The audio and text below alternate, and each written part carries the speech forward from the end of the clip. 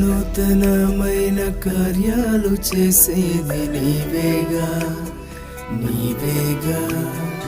అత్యున్నతమైన స్థలములపై నడిపేది నీవేగా నీవేగా.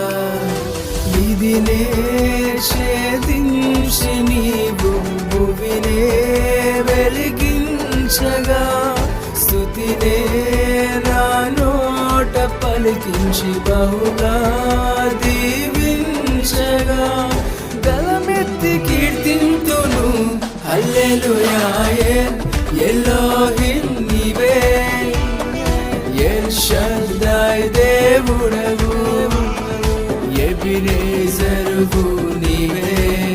స్తుతి ఘనత మహిమ నీకే.